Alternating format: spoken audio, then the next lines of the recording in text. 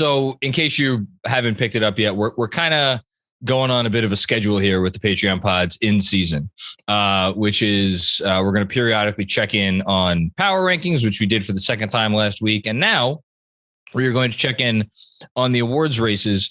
And much like last week, when I said that I was much more excited about doing the power rankings the second time around, I was much more excited about doing this time around, because one, we've gotten even more of a sense of who's been good, who's been impactful in certain areas, this, that, and the other thing.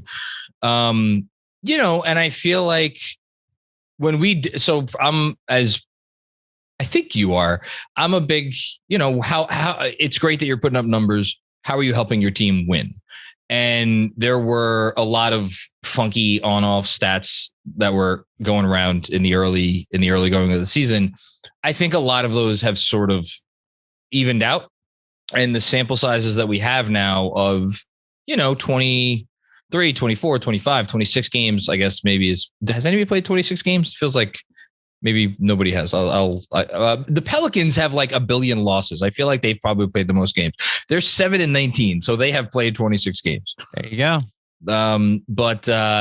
Whatever it is, it's a little under a third of the season, but it's close enough that I feel pretty good about, like, okay, we can really have an honest to goodness discussion about these categories.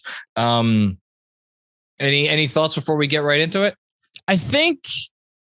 And I'd have to go back. I mean, you literally just did an NBA 75 list, so maybe you'd know this better. But from my experience in watching the league and how these awards usually pan out, at this point in the year, we have our front runners. If somebody is going to go on a run, then they would have had to start like right now in order to turn the tide of an award.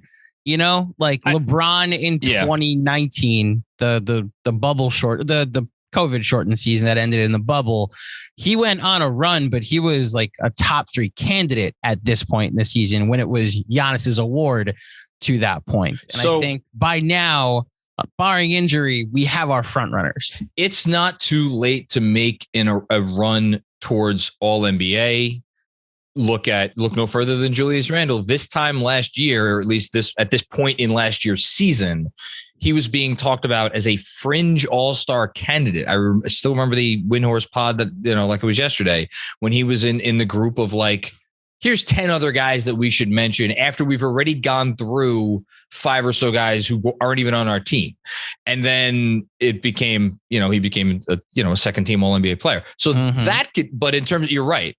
In terms of like actually winning the award, if you want to win one of these awards at this point in time, you had to have already made your case. So now to that point, there is one player that I could see making a run at one award.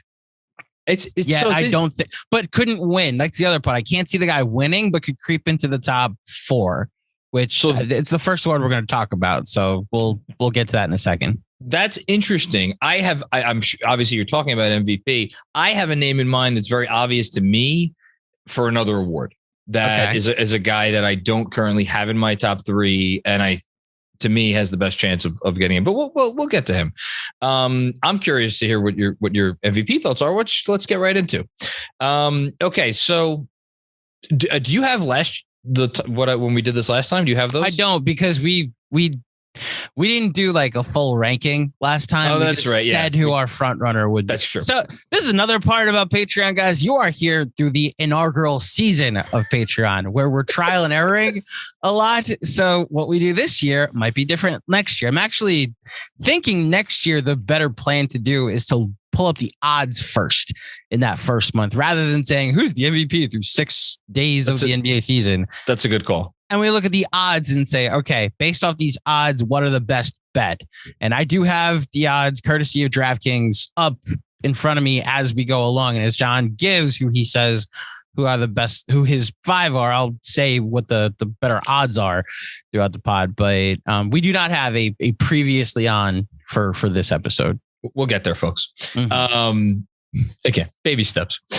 So let me start with what I'll say this. I think the easiest conversation that we're going to have today is about the top 2 players on this because I'm pretty sure they were our obvious top two last time, and I don't think and nothing's changed. It's a matter of who do you have first, Curry or Durant? And I got to tell you, I not that I struggled. I still have Curry first, but it's tighter than I think I thought it would be in my mind. So Steph Curry's odds right now are plus 140. Kevin Durant's are plus 475. These are the clear top two. How far down on this list do you think I go before I get a Steph Curry teammate?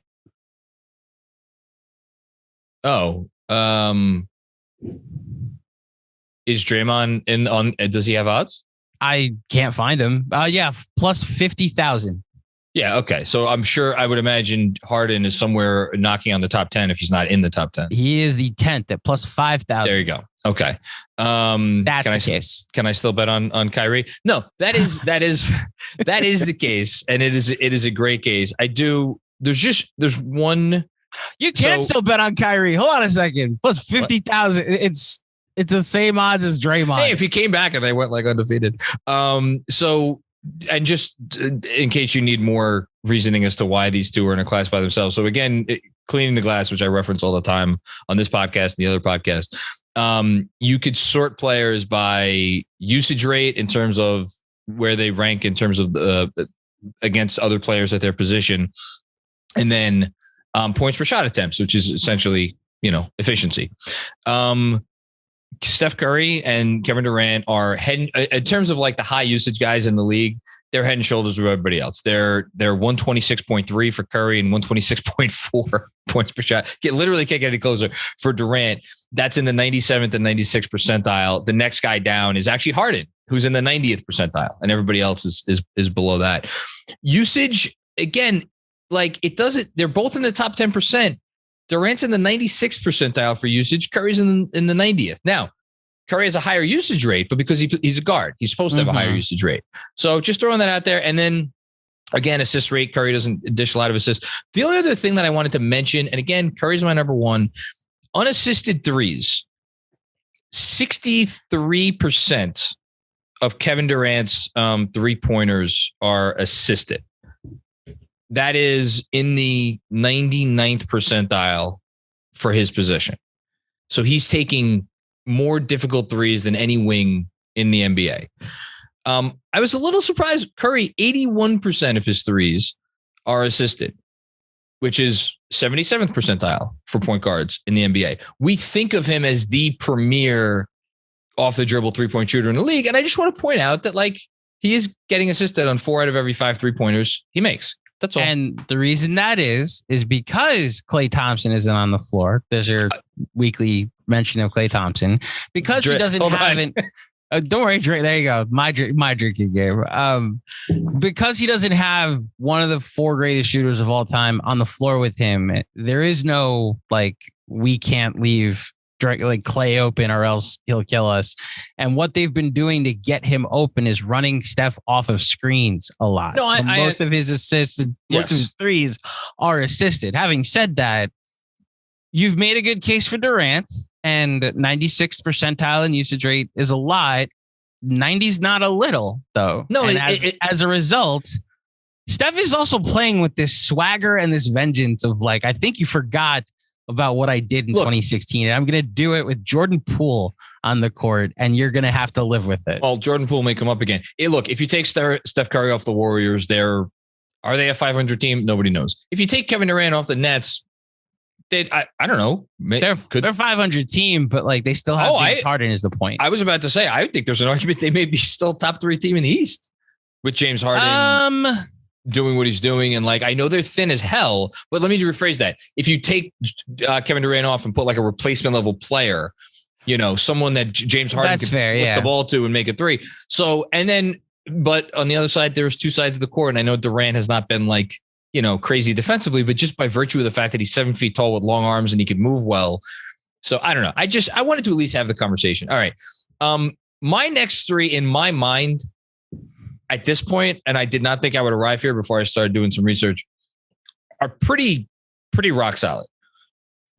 you could quibble with who's 3 and who's 4, but I think 3 and 4, I have it as Giannis 3, Jokic 4.